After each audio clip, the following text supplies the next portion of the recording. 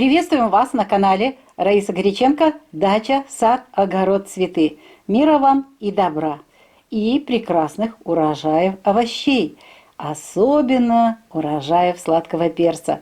Мы сегодня будем говорить о сладком перце и будем говорить об особенностях выращивания сладкого перца уже в конце августа, то, что мы делаем, продолжаем делать, и еще в сентябре. Так как мы выращиваем в теплице, то есть возможность очень долго получать урожай перца.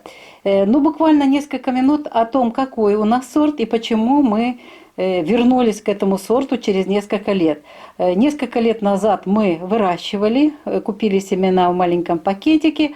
Затем эти семена нельзя было найти, нельзя было купить, и мы выращивали гибриды различные. В теплице у нас получается, что с обеих сторон тень. С одной стороны дерево, с другой стороны наша актинидия.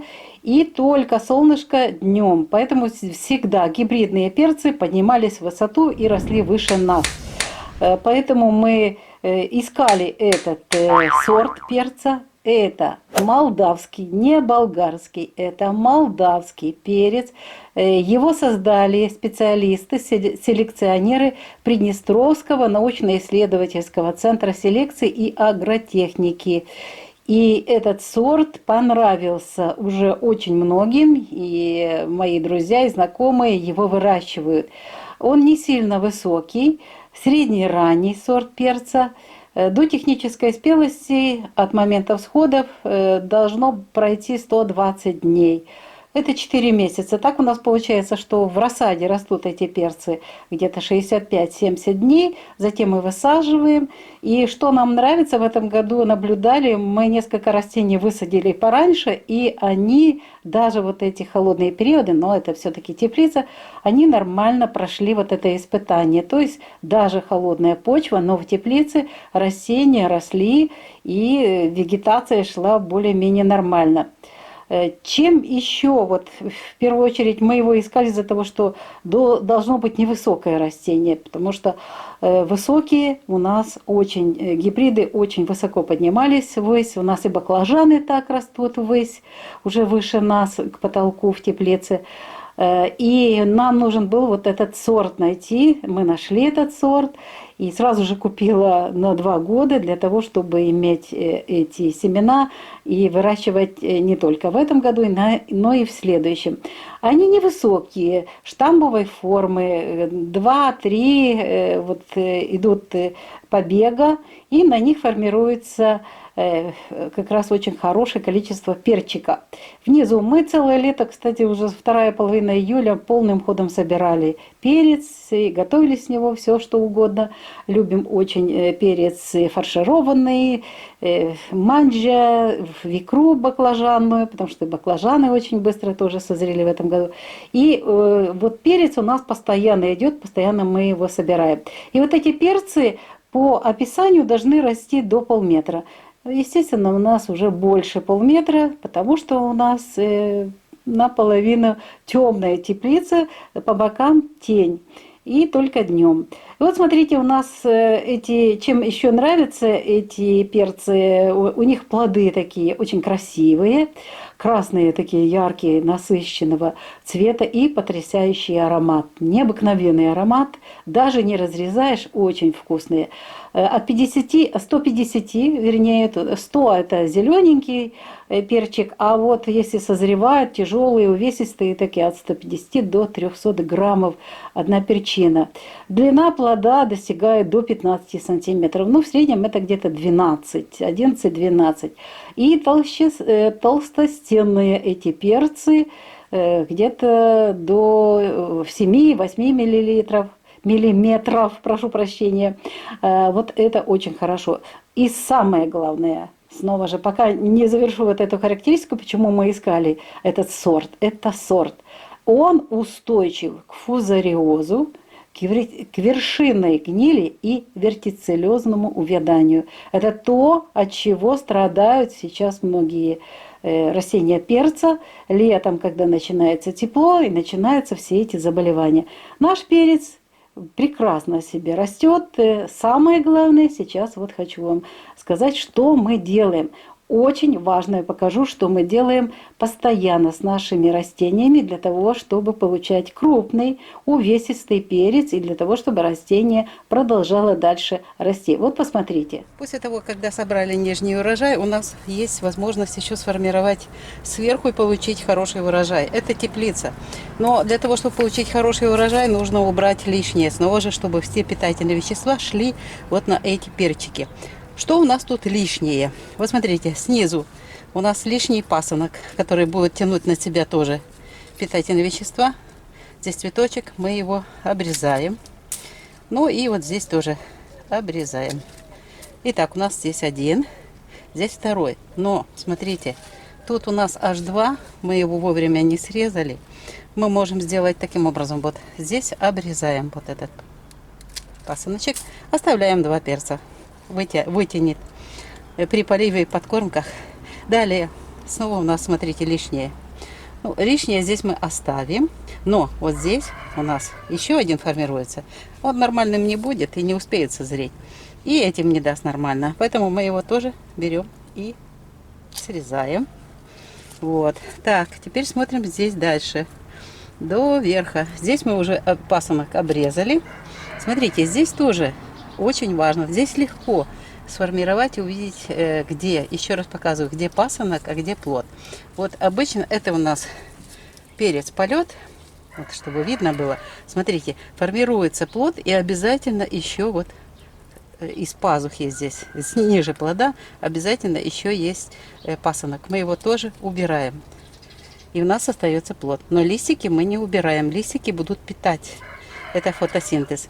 Ну, сверху тоже самая ситуация. Смотрите, можно дальше вот, смотрите, маленький пасынок. Он легко срезается, выламывается. Мы его срезали. И растение подвязано у нас. И дальше вот таким образом у нас идет формирование плодов. Теперь вовремя поливать и, естественно, подкармливать. Подкармливать и под корень, и по листьям. Кроме того, что мы проводим посынкование, обязательно, как и для томатов и огурцов, еженедельно проводим защитные мероприятия. Это биоинсектициды, обязательно против вредителей. В этом году было засилье тли, и приходилось работать даже раз в неделю, и это был еще май и июнь месяц. Еженедельно нужно было обрабатывать против вредителей. Сейчас продолжается эта работа. Вот буквально мы неделю не обрабатывали и уже заметили, снова появилась тля. Кроме тли еще иногда залетает сюда совка и, кстати, не брезгует тут абсолюта. Вот эта томатная моль, она все подряд уничтожает, и перец в том числе. Поэтому снова же готовимся. Сегодня у нас знак Козерога, прекрасное время. Можно будет обязательно обработать против вредителей и немножечко подкормочку. Что касается подкормочек, в начальной стадии, вот мы готовим почву, у нас есть специальный плейлист, мы рассказываем, как мы готовим почву. Для любых растений обязательно органика, закапываем солому, закапываем удобрения, при посадке какие удобрения, там и рыбная мука, и мясокостная мука, то есть фосфор, калий, кальций, все необходимые элементы, это все в почве изначально есть и стартуют растения. И обязательно первый полив мы проводим через несколько дней после посадки, добавляя молоко на 10 литров, 300 миллилитров молока. Свежее молоко, натуральное должно быть. И тогда стартует растение очень быстро. И когда начинают завязываться плоды, тогда начинаются подкормки у нас. У нас органические удобрения. Здесь обязательно должны быть фосфор, калий, магний. Комплекс должен быть. Кальций тоже добавляем, потому что без кальция высокие температуры, резкий перепад.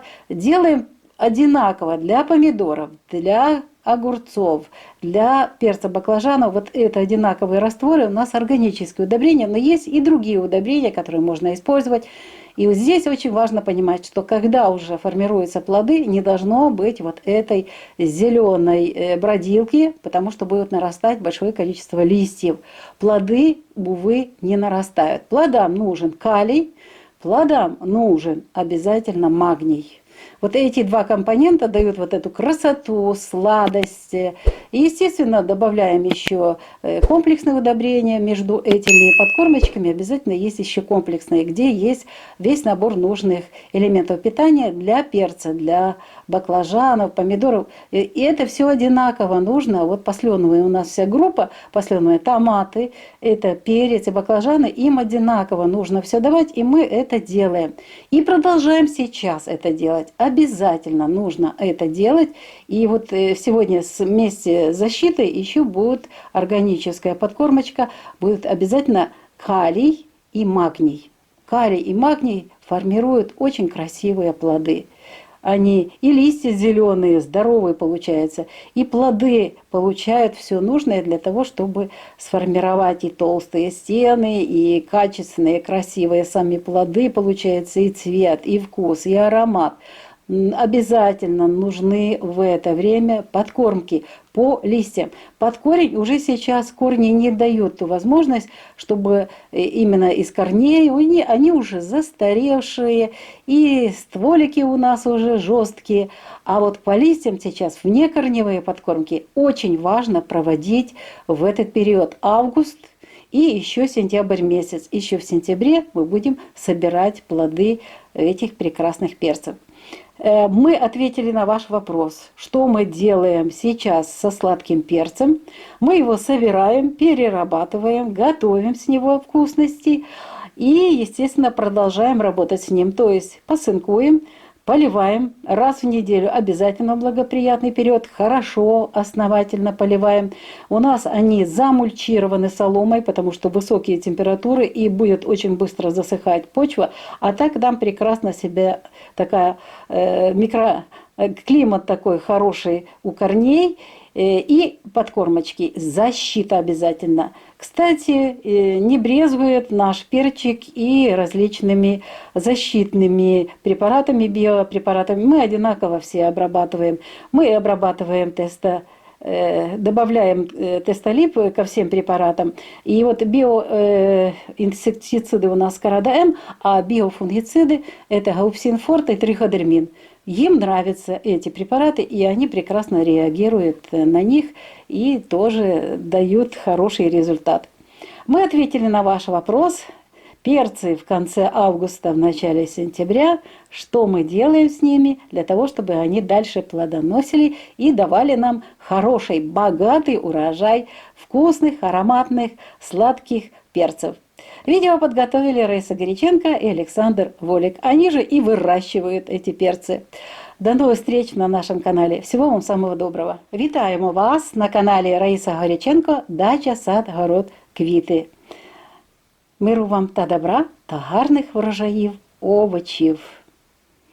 Сьогодні дуже важлива тема і відповідь на питання всіх наших підписників, які цікавляться, яким чином ми вирощуємо солодкий перець, який солодкий перець, який сорт ми в цьому році виростили, і що ми зараз з ним робимо для того, щоб далі продовжував рости перець, чи взагалі у нас є зараз перець, і що ми з ним робимо. Отож, повернемося до початку. Декілька хвилин ми присвятимо тому, що за сорт у нас і чому ми знову ж його стали вирощувати.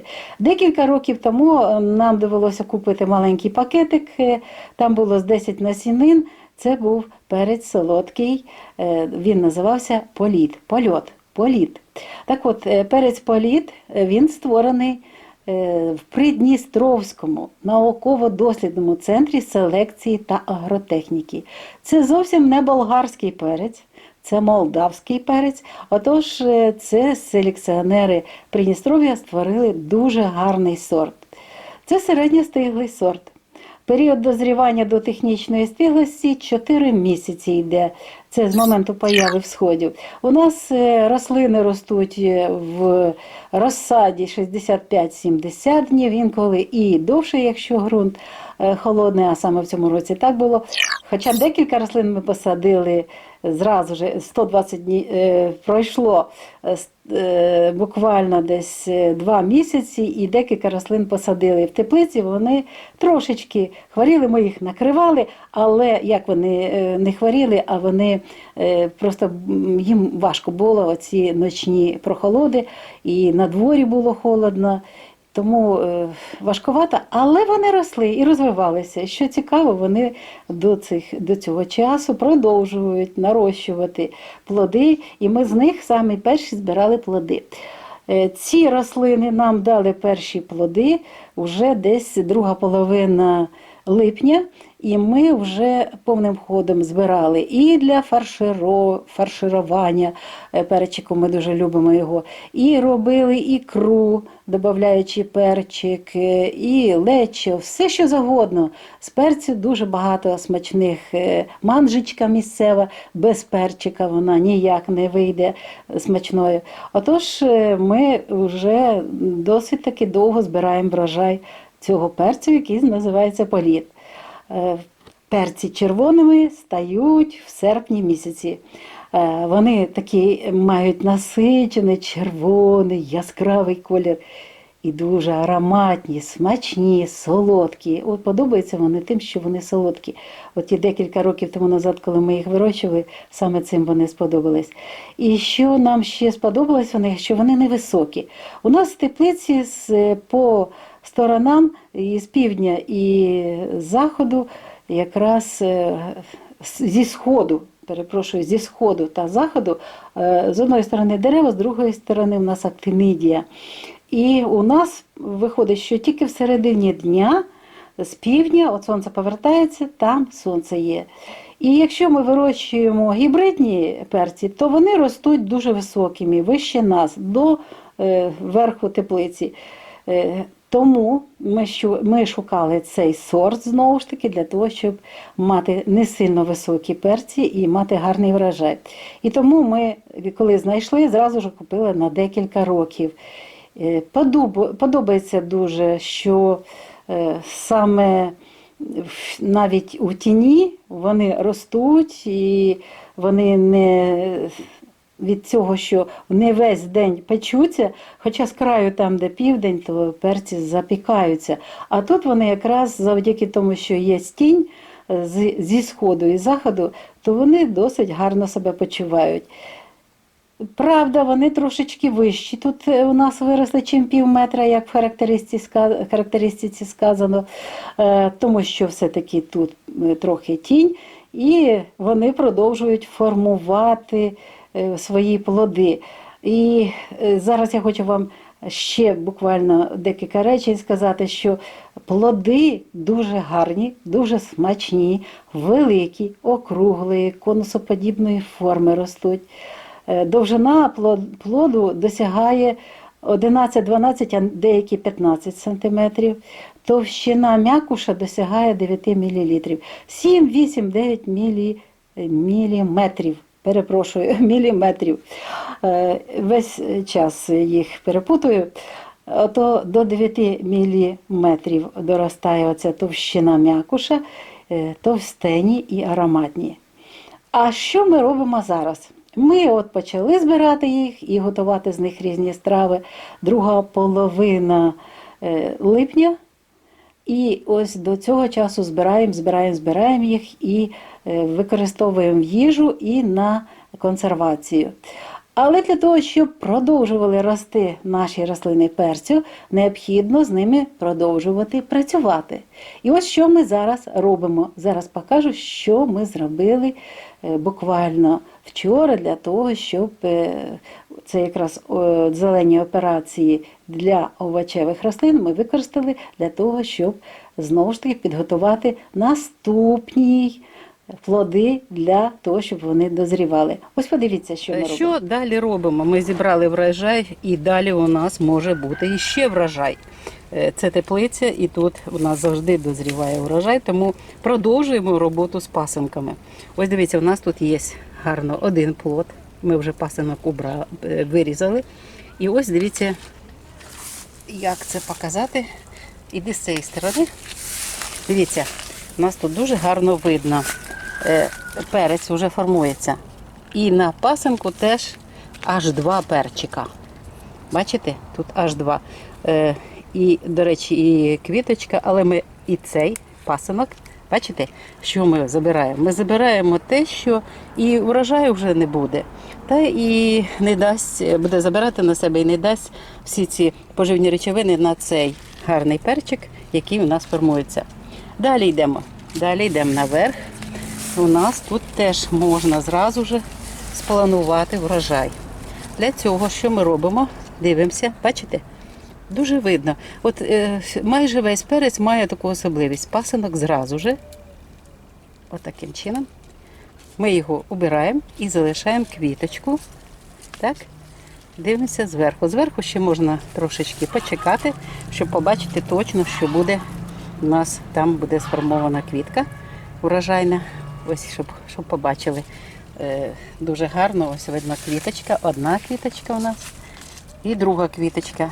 І плодик у нас на цьому пагоні будуть далі формуватися і рости.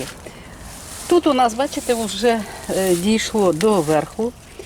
Це у нас той же корчик і ще один пагін. І ось дивіться, гілячка, що тут у нас вже перці ми зібрали знизу, а тут ще цей перчик і далі можуть теж формуватися. І ось дуже гарно видно, ось, бачите, тут видно, що у нас буде, в принципі, бачите, цей ми залишаємо, цю малесенький цей пасинок залишимо, але квіточку одну забираємо цю, для того, щоб вже сформувалася ця квіточка. А далі будемо бачити, у нас більше немає у цій гілячці росту у цьому пагоні, тому ми залишаємо для того, щоб все-таки все росло і урожай цей дозрів і стали перці червоними, а ці навіть виросли. Далі йдемо. Далі теж цікава ситуація, дуже гарна ситуація. Хочу вам показати, що тут треба робити. Знову ж таки, внизу у нас червоний перець, ми його будемо зрізати, але треба зараз дати можливість, щоб наші верхні перчики далі продовжували жити, рости і теж стали такими гарними червоними. Ось у нас, дивіться, є пасинок, ми його не зрізали. Я багато корчиків так от залишаючи їх для того, щоб показати вам, як і що працює, для чого воно. Ось дивіться, у нас тут перчик сформувався, але є пасинок. Ми його так легенько вирізали. Можна і виламати, коли вони малесенькі. Далі у нас, бачите, формується знову ж таки. Це у нас, бачите, як вони формуються, листочок, і збоку у нас йде, тут де листочок, майже завжди це перчик, і йде пасинок. Ми цей пасинок відрізаємо. І ось дивіться, що зверху у нас ще тут може бути чи не можуть бути плоди. Можуть бути, але пасинок теж забираємо. І ось що виходить у нас на цьому. Так, ось теж тут у нас пасинок, я його теж виберу. А цей залишаємо для росту, для зросту, для того, щоб і фотосинтез у нас, бачите, листочки залишаються зверху, ці листочки, які працюючі. А ті листочки, які у нас знизу вже відпрацювали, ми їх обрізали. Вони, ті, що старі, вони не мають уже того значення, тому що вони не працюють. А тепер ще доповню дуже важливу інформацію про підживлення. У нас є плейлист, називається цей плейлист «Перець». І ми розказуємо, як ми готуємо ґрунт в теплицях, що ми туди додаємо ще з осені, органіку, які добрива кладемо при посадці. Це в нас рибна, м'ясокосне борошно, обов'язково туди додаємо. І весь час ми проводимо підживлення. Що стосовно підживлення, важливо зрозуміти, ми, коли мали корову, то ми дуже-дуже любили спочатку, коли не знали ще, вчилися робити добриво із коров'ячого посліду. І якраз саме оці добрива, які у нас бродили, бродилка, туди і зелена трава, і поливали все літо. І росли у нас листя, бадилля, гілочки і мало зовсім перцю. Навіть зелені операції не допомагали. І коли ми вже вивчили цю рослину, то зрозуміли, коли перець розпочинає формувати плоди, квітне і формує плоди. Йому необхідні в цей час такі елементи живлення. Далі фосфор в нас для того, щоб коренева система працювала далі. Ми також використовуємо калій, комплексні добрива, ми органіку використовуємо, органічні спеціальні добрива, калій, магній, кальцій обов'язково. Тут і бор необхідно мати. Тобто беремо органічні добрива, але це органічні добрива з цими елементами живлення і по листю обов'язково робимо оприскування, підживлення по листю, позакореневе підживлення. І упустила дуже важливу річ. Після того, як ми висаджуємо розсаду, через пару днів, добрий день, там дивимося сприятливий день для поливу підживлення, ми обов'язково поливаємо один раз 2 літри, буває 3 літри на рослину, робимо такий розчин, купуємо свіже молоко, в той час якраз молока дуже багато на базарі і можна його купити навіть недорого. І робимо такий розчин 10 літрів води, додаємо туди 300 мл свіжого молока. Все це розмішуємо і кожній рослині 2-3 літри даємо цього розчину. Так гарно розвивається коренева система, такий добрий старт іде, що рослина потім гарно розвивається і далі. І ще раз можна, ми один раз десь до цвітіння оці зелені добрива, бродилку використовуємо. Теж у нас 1 літр цієї бродилочки на 9 літрів води. Це все перемішуємо і знову ж таки 2-3 літри під кожну рослину. А далі весь час підживлення по листям, позакореневе. І зараз необхідно позакореневе, тому що коріння вже старі, вони не так працюють, коли були молоденькими. Далі у нас стебло вже старе, теж не проводить стільки необхідних поживних речовин, скільки необхідно для формування плодів. А от по листям саме найкраще зараз працювати підживленням, давати потрібні поживні речовини. І ось що ми робимо, от зараз ми це провели, цю роботу, провели зелені операції, забрали всі пасинки, зібрали урожай, червоний стиглий перець зібрали. І по листям обов'язково необхідно зробити в цей час підживлення. Якраз гарний день, гарний вечір, пізно ввечері буде підживлення органічними калієм та магнієм. Саме ці 2 елементи живлення зараз дають можливість, щоб формувалися солодкі, яскраві, насичені такі, добре, товстелені плоди. Оце необхідно зараз. І дуже важливо, весь час, щонеділі, як і всі рослини в теплицях і на вулиці, всі овочі ми обробляємо, захищаємо проти шкідників і захищаємо від хвороб. Хоча цей перець, він і стійкий до фузаріозу, до вершинної гнилі, і він стійкий також до вертицельозу, але треба весь час профілактику проводити. Профілактика і профілактика. І ми обробляємо гаупсин форте обов'язково на 10 літрів, 100 мл ставимо. І ставимо 5 ложок порошкового триходерміну на 10 літрів. І цими препаратами десь раз в 2 неділі ми обробляємо. І обов'язково обробляємо проти шкідників. На початку сезону дуже багато було тлі різнокольорової, треба було захищати. Зараз необхідно, знову ж таки, з'явилася тля і продовжує розвиватися дуже інтенсивно різні совки. І та ж тута абсолюта може залетіти від сусідів і звідки завгодно вони літають, ці бабочки, метелики вночі. Ми їх бачимо, слідкуємо за ними, тому обробляємо і плоди, і саму рослину, і стебла, і листочки. Все це треба обробляти від шкідників. Обов'язково. Так що от такі обробки, весь час ми слідкуємо за рослинами, даємо вчасно 1 раз в неділю обов'язково гарний полив. Так як у нас замульчований ґрунт, то одного разу в неділю, навіть коли дуже високі температури, достатньо, їм вистачає для того, щоб перці гарно розвивалися і наростали гарні плоди. Ось що ми робимо зараз з перцем. Зібрали, будемо робити заготівлі на зиму. Смачні з перцю, вони дуже смачні виходять. І в цей час готуємо наступну партію перців, які будуть у нас дозрівати. Зібрали зрілі плоди і наступна партія готова тепер.